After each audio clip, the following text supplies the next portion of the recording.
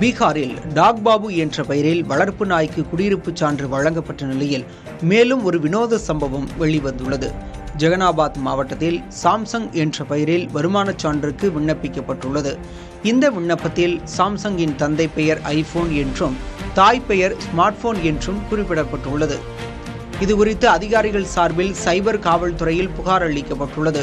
முன்னதாக சோனாலிகா டிராக்டர் பெயரில் போஜ்புரி நடிகை மோனலிசா புகைப்படத்துடன் குடியிருப்பு சான்று விண்ணப்பிக்கப்பட்டது. இதில் சோனாலிகா டிராக்டரின் தந்தை பெயர் சுராஜ் டிராக்டர் என்றும் தாய் பெயர் கார்தேவி என்றும் குறிப்பிடப்பட்டிருந்தது. டாக் பாபு சான்று விவகாரம் அரசுக்கு அவப்பெயர் ஏற்படுத்துவதற்கான எதிர்க்கட்சிகளின் அரசியல் சதி என்று அதிகாரிகள் கூறியிருந்தனர். ஆந்திர முதல்வர் சந்திரபாபு நாயுடு அரசு விழாவுக்கு ஆட்டோவில் வந்தது பேசுபொருளாகி இருக்கிறது. ஆந்திர மாநிலம் கடப்பாவில் அரசு சார்பில் முதியோர், கைம்பெண்கள் உள்ளிட்டோருக்கு ஓய்வூதியம் வழங்கும் விழாவுக்கு ஹெலிகாப்டரில் வந்திறங்கிய சந்திரபாபு நாயுடு பின்னர் ஹெலிபேட் தளத்திலிருந்து நிகழ்ச்சி நடைபெறும் இடத்திற்கு ஆட்டோவில் சென்றார். ஆட்டோவில் பின்புற இருக்கையில் அமர்ந்து பயணித்த அவர் நிகழ்ச்சி நடைபெறும் இடத்தை அடைந்ததும் ஓட்டுநருக்கு அருகே அமர்ந்து புகைப்படமும் எடுத்துக் கொண்டார். செயற்கை நுண்ணறிவு தொழில்நுட்பத்தால் பெரும் மாற்றங்கள் ஏற்படும் என்று மைக்ரோசாப்ட் தெரிவித்துள்ளது.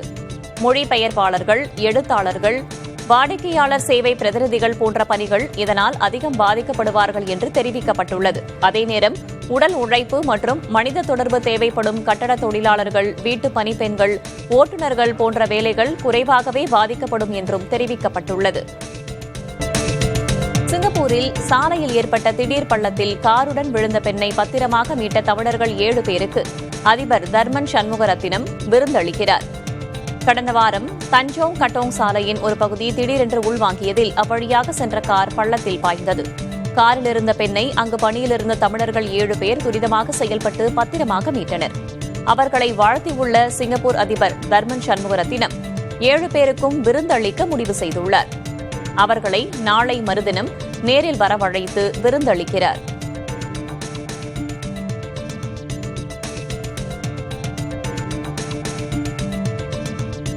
டெல்லியில் நடத்தப்பட்ட ஆய்வில் இந்திய நகர்ப்புற மக்களில் 70% பேருக்கும் கிராமப்புற மக்களில் 20% பேருக்கும் விட்டமின் டி குறைபாடு இருப்பது கண்டறியப்பட்டுள்ளது. சூரிய ஒளி நன்கு கிடைத்தாலும் நவீன வாழ்க்கை முறை, வீடு அல்லது அலுவலகத்திற்குள் அதிக நேரம் செலவிடுதல், உடலை மறைக்கும் ஆடைகள் மற்றும் மாசு ஆகியவை விட்டமின் டி உற்பத்திக்கு தடையாக இருப்பதாக மருத்துவர்கள் தெரிவிக்கின்றனர். ஆண்களை விட பெண்களே விட்டமின் டி குறைபாட்டால் அதிகம் பாதிக்கப்படுகின்றனர். விட்டமின் டி பெற தினமும் 10 முதல் 30 நிமிடங்கள் வரை, குறிப்பாக காலை 10 மணி முதல் பிற்பகல் 3 மணி வரையிலான வேளையில் முகம், கைகள், கால்கள் மீது சூரிய ஒளி படுவதை உறுதி செய்து கொள்ள வேண்டும் என மருத்துவ நிபுணர்கள் பரிந்துரைக்கின்றனர். திராவிட தலைவர்களின் புகழை அழிக்க அதிமுக முடிவு செய்துவிட்டதாக திமுக அமைப்பு செயலாளர் RS பாரதி குற்றம் சாட்டியுள்ளார்.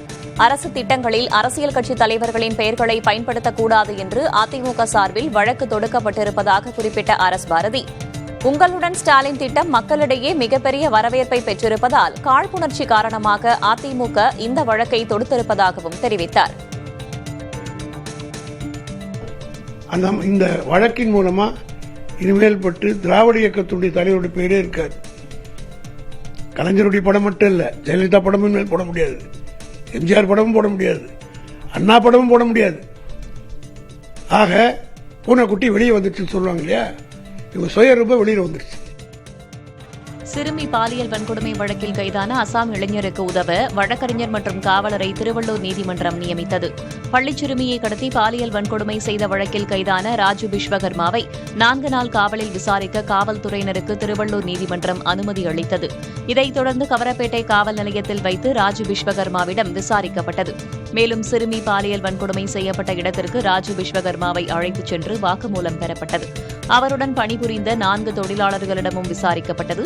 2ஆம் தேதி அனுமதி முடியும் நிலையில் முன்கூட்டியே ராஜு விஸ்வகர்மாவை திருவள்ளூர் நீதிமன்றத்தில் காவல்துறையினர் ஆஜர்படுத்தினர். ராஜு விஸ்வகர்மா வழக்கை எதிர்கொள்ள சட்ட உதவி மையம் மூலம் பரந்தாமன் என்ற வழக்கறிஞரையும் மொழிபெயர்ப்பாளராக ஹிந்தி தெரிந்த காவலர் பரந்தாமனையும் நீதிமன்றம் நியமித்தது. பின்னர் ராஜு விஸ்வகர்மா புழல் சிறையில் அடைக்கப்பட்டார். சமஸ்கிருதம் அனைத்து இந்திய மொழிகளுக்கும் மூலம் என்றும் அது ஒரு தகவல் தொடர்பு மொழியாக மாற வேண்டும் என்றும் RSS தலைவர் மோகன் பகவத் பேசியுள்ளார். நமது பண்பாடு, ஆன்மீகம் மற்றும் அறிவியலின் வேர்கள் சமஸ்கிருதத்தில் இருப்பதால் அதனை புறக்கணிக்க முடியாது என்றும் அவர் கூறியுள்ளார். இன்று பேசப்படும் பல இந்திய மொழிகளில் சமஸ்கிருத சொற்கள் அதிகமாக உள்ளதாகவும் அவர் குறிப்பிட்டார். ரஷ்யாவுடன் இணைந்து சீன கடற்படை வீரர்கள் பயிற்சியில் ஈடுபட்டனர். ஆகஸ்ட் 5ஆம் தேதி வரை இந்த கூட்டு பயிற்சி நடைபெறவுள்ளது. ஏவுகணைகளுடன் கூடிய நீர்மூழ்கி கப்பல்களின் செயல்பாடுகள், போர் முறைகள் குறித்து இரு நாட்டு வீரர்களும் தங்களுக்குள் பரஸ்பரம் பரிமாறிக்கொள்வர். போர் பயிற்சி மட்டுமின்றி மீட்பு மற்றும் கண்காணிப்பு குறித்தும் வீரர்களுக்கு விளக்கம் அளிக்கப்படுகிறது. அனைத்து தரப்பினருக்கும் தரமான இலவச கல்வி கிடைப்பதற்காக தன் வாழ்நாள் முழுக்க பாடுபட்ட பேராசிரியர் வே. வசந்தி தேவி காலமானார். அவருக்கு வயது 86. கல்வி செயற்பாட்டாளரான வே. வசந்தி தேவி கல்வி சீர்திருத்தத்திற்காக மட்டுமின்றி பெண் உரிமை, சமூக நீதி, மனித உரிமை போன்ற தளங்களிலும் தொடர்ந்து பணியாற்றியவர். வரலாற்றுத்துறை பேராசிரியரான இவர் 1992-98 காலகட்டத்தில் நெல்லை மனோன்மணியம் சுந்தரனார் பல்கலைக்கழக துணைவேந்தராகவும் 2001-2ஆம் ஆண்டில் தமிழ்நாடு திட்டக்குழு உறுப்பினராகவும் அதைத் தொடர்ந்து 2005 வரை தமிழ்நாடு மாநில மகளிர் ஆணையத்தின் தலைவராகவும் திறம்பட பணியாற்றியவர். அரசு பொறுப்புகளில் இருந்து ஓய்வு பெற்றாலும் தமிழ்நாடு பள்ளிக்கல்வி பாதுகாப்பு இயக்கத்தின் தலைவராக தொடர்ந்து செயல்பட்டு வந்தவர். 2016 நடந்த சட்டமன்ற தேர்தலில் ஆர்கே நகர் தொகுதியில் அன்றைய முதல்வர் ஜெயலலிதாவை எதிர்த்து விடுதலை சிறுத்தைகள் கட்சி சார்பில் போட்டியிட்டவர் வசந்தி தேவி. தனது சமூக பணிக்காக புதிய தலைமுறையின் சக்தி விருது உள்ளிட்ட பல விருதுகளையும் பெற்றிருக்கிறார். அவரது உடலுக்கு விடுதலை சிறுத்தைகள் கட்சித் தலைவர் திருமாவளவன், ரவிக்குமார் MP உள்ளிட்டோர் நேரில் வந்து அஞ்சலி செலுத்தினர். குழந்தைங்க நல்லா படிக்கணும். முக்கியமா தலித் குடும்பங்கள்ல, ட்ரைபல் கம்யூனிட்டி, இப்ப நாங்க இருளர் கம்யூனிட்டிஸ் நிறைய ஒர்க் பண்றோம். விசிட் பண்ணி பார்த்து இருளர் கம்யூனிட்டிஸ்ல போக்கஸ் பண்ணுங்க, நரிக்குறவர் கம்யூனிட்டிஸ்ல போக்கஸ் பண்ணுங்கன்னு நிறைய அந்த குழந்தைங்க தான் வளர்ந்து வரணும். முக்கியமா அவங்க கல்வி பெறணும்ன்றதுல ரொம்ப ரொம்ப ஆர்வம் கொண்ட ஒரு நபர்.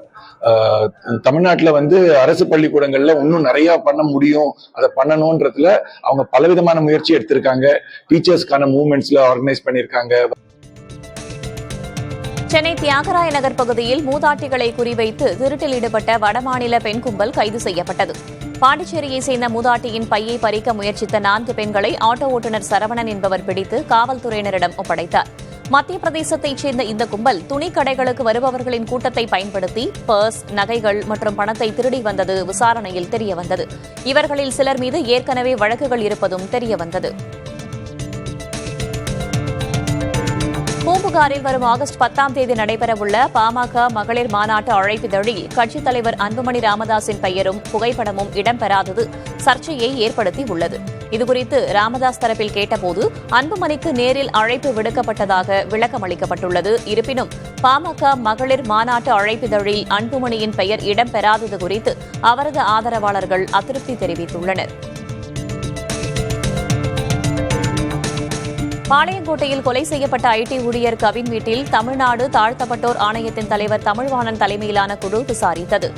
கவின் குடும்பத்திற்கு ஆதிதிராவிட நலத்துறை சார்பாக முதல் தவணையாக 6 லட்சம் ரூபாய் காசோலை வழங்கப்பட்டது.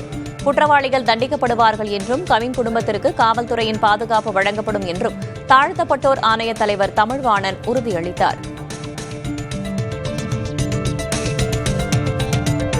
கன்னியாகுமரி மாவட்டம் குளச்சலில் இஸ்லாமிய அமைப்புகளிடையே ஏற்பட்ட மோதல் தொடர்பான காட்சிகள் வெளியாகியுள்ளன. முன்னாள் MLA தமிமுன் அன்சாரி கலந்து கொள்ளவிருந்த நிகழ்ச்சிக்கு எதிர்ப்பு தெரிவித்த ஒரு தரப்பினர் துண்டு பிரசுரம் விநியோகித்ததால் இந்த மோதல் வெடித்தது. இதில் காயமடைந்த 2 மருத்துவமனையில் அனுமதிக்கப்பட்டுள்ளனர். சம்பவம் குறித்து விசாரிக்கப்பட்டு வருகிறது. பாலியல் வன்கொடுமை வழக்கில் முன்னாள் பிரதமர் தேவேகவுடாவின் பேரன் பிரஜ்வல் ரேவண்ணா குற்றவாளி என்று நீதிமன்றம் தீர்ப்பளித்தது. பிரஜ்வல் கடந்த 2021ஆம் ஆண்டு தம்மை 2 முறை பாலியல் வன்கொடுமை செய்ததுடன் அதை செல்போனில் படம் பிடித்ததாக அவரது வீட்டில் பணியாற்றிய பெண் புகார் அளித்தார். இதைத் தொடர்ந்து பிரஜ்வல் மீது பல்வேறு பாலியல் புகார்கள் குவிந்தன. இந்நிலையில் இந்த வழக்கை விசாரித்த பெங்களூரு சிறப்பு நீதிமன்றம் பிரஜ்வல் குற்றவாளி என்று தீர்ப்பளித்தது. மேலும் அவருக்கான தண்டனை விவரங்கள் சனிக்கிழமை தெரிவிக்கப்படும் என்று நீதிபதி அறிவித்தார். அமெரிக்காவில் பெய்து வரும் கனமழையால் நியூயார்க், நியூஜெர்சி ஆகிய மாகாணங்களில் இயல்பு வாழ்க்கை பாதிக்கப்பட்டுள்ள நிலையில் அவசர நிலை பிரகடனப்படுத்தப்பட்டுள்ளது.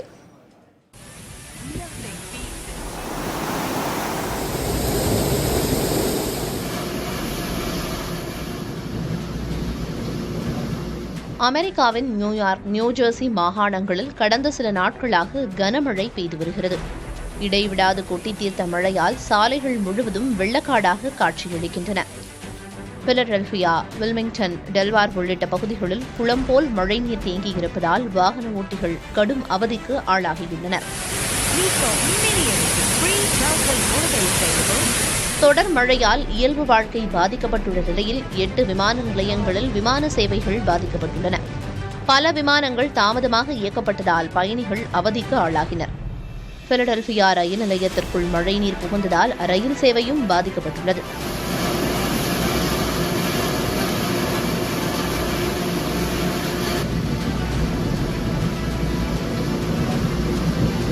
மழையால் பல்வேறு பகுதிகளில் பாதிப்பு ஏற்பட்டுள்ள நிலையில் மீட்புப் பணிகள் முடுக்கிவிடப்பட்டுள்ளன. நியூயார்க் மற்றும் நியூஜெர்சி மாகாணங்களில் அவசர நிலை பிரகடனப்படுத்தப்பட்டுள்ளது. அத்தியாவசிய தேவைக்கு மட்டும் பொதுமக்கள் வெளியே வர வேண்டும் என்றும் மற்றபடி வீடுகளிலேயே இருக்கவும் அறிவுறுத்தப்பட்டுள்ளனர். கவின் விவகாரத்தில் சாதியும் திருப்புவனம் சம்பவத்தில் சட்டமும் கொலை செய்திருப்பதாக நாம் தமிழர் கட்சியின் ஒருங்கிணைப்பாளர் சீமான் விமர்சித்தார். நெல்லையில் படுகொலை செய்யப்பட்ட கவினின் உடலுக்கு அஞ்சலி செலுத்திய அவர் இவ்வாறு பேசினார். ஒரு இடத்துல இதோட கடைசிரா கவினோட மரணமே கடைசி. இந்த சாதிய திமிர், சாதிய ஆணவம், அதுக்காக செய்யப்படுகிற கொலைங்கிறது இதோட இந்த நிலத்துல முற்று பெறும் அப்படின்னு இருக்கு. அதுக்கு தனி சட்டம் ஏற்று கடும் நடவடிக்கைகள் மூலம் முதல்ல மக்களுக்குள்ள ஒரு தலைமுறை பிள்ளைகளுக்குள்ள ஒரு விழிப்புணர்வை ஏற்படுத்தும். பெருமை அங்கே ஒண்டி எதுக்கு வைக்கிற நீ? இதே மாதிரி இது சாதி கொலை செஞ்சிருக்குங்க, இங்க சட்டம் கொலை செஞ்சுங்க. திருப்பணத்துல அஜித்தை கொலை செஞ்சது எது? சட்டம். ஏன் இவ்வளவு பேர் வரல? ஏன் இவ்வளவு போராடல? இது வாக்கு, 2 சாதி வாக்கு எனக்கு வேணும்னு அரசு துடிக்குது, அதுக்காக இவ்வளவு வேலை செய்யுது. ஆந்திராவிலிருந்து உசிலம்பட்டிக்கு கஞ்சா கடத்திய வழக்கில் ஈரோட்டைச் சேர்ந்த 65 வயது மூதாட்டி உட்பட 4 பேரை காவல்துறையினர் கைது செய்தனர்.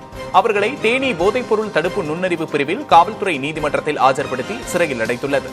அவர்களிடமிருந்து 16 கிலோ கஞ்சா பறிமுதல் செய்யப்பட்டது. சேலத்தில் மூடப்பட்ட தனியார் தொழிற்சாலை நிர்வாகத்தை கண்டித்து தொழிலாளர்கள் டவர் மீது ஏறி போராட்டத்தில் ஈடுபட்டனர். புதுரோடு அருகே தனியார் உதிரிபாக நிறுவனம் கடந்த 30 ஆண்டுகளாக செயல்பட்டு வந்த நிலையில் சில மாதங்களுக்கு முன்பு மூடப்பட்டது. இதற்கு கண்டனம் தெரிவித்து பெண்கள் உள்ளிட்ட 25க்கும் மேற்பட்ட தொழிலாளர்கள் நிறுவனத்தின் முன்பு இருந்த டவர் மீது ஏறி முழக்கமிட்டனர். தகவல் அறிந்து சம்பவ இடத்திற்கு காவலர்கள் பேச்சுவார்த்தை நடத்தியதை அடுத்து போராட்டம் கைவிடப்பட்டது.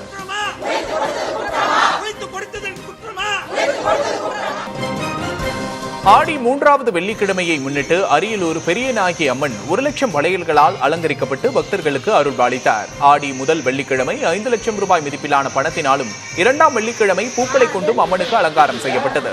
இதேபோல புதுக்கோட்டை திருக்கோகரம் கோவில் திரிசூல பிடாரியம்மன் கோவிலில் அம்மனுக்கு வளையல்களால் அலங்காரம் செய்யப்பட்டு சிறப்பு பூஜைகள் நடைபெற்றது. பழவேற்காடு முதல் காட்டுப்பள்ளி வரை சாலை பணிகளுக்காக பூமி பூஜை போடுவதற்காக பொன்னேரி காங்கிரஸ் எம்எல்ஏ வருவதற்கு முன்பே திமுக மாவட்ட பொறுப்பாளர் முன்னிலையில் பூமி பூஜை போடப்பட்டதால் காங்கிரஸ் எம்எல்ஏ திரும்பிச் சென்றார். இதனை கண்டித்து காங்கிரஸ் நிர்வாகிகள் திமுகவினருடன் வாக்குவாதத்தில் ஈடுபட்டனர்.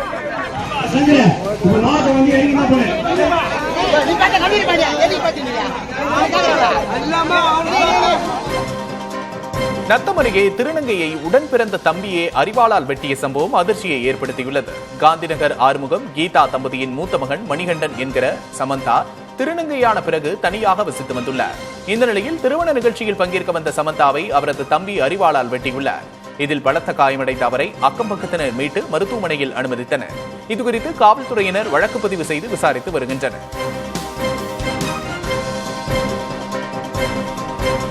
சங்கரன்கோவில் அருகே புதிய தலைமுறை செய்தி எதிரொலியாக முற்கால பாண்டியர் காலத்தில் கட்டப்பட்ட கோவிலை பாதுகாக்கப்பட்ட நினைவு சின்னமாக இந்து அறநிலையத்துறை அறிவித்துள்ளது. ஆணையூர் பகுதியில் சுமார் 1000 ஆண்டுகள் பழமையான தட்சிணாமூர்த்தி கோவில் உள்ளது. இந்த கோவிலின் சிற்பக்கலை மற்றும் தொன்மை தொடர்பாக புதிய தலைமுறை செய்தி வெளியிட்டது. இதனையடுத்து இந்த கோவிலை பாதுகாக்கப்பட்ட நினைவு சின்னமாக அறிவித்து இந்து அறநிலையத்துறையின் சார்பில் அரசாணை வெளியிடப்பட்டுள்ளது.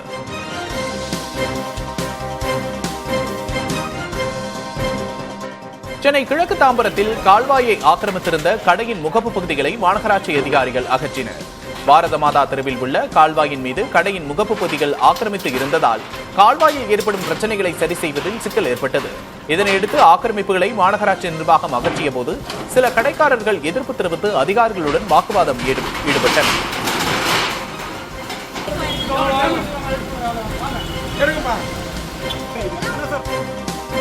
திருப்பத்தூரில் நடைபெற்ற உங்களுடன் ஸ்டாலின் திட்ட முகாமில் மின்சார வாரிய அதிகாரிகள் வராததால் ஆம்பூர் சட்டமன்ற உறுப்பினர் வில்வநாதன் கோபமுற்றார்.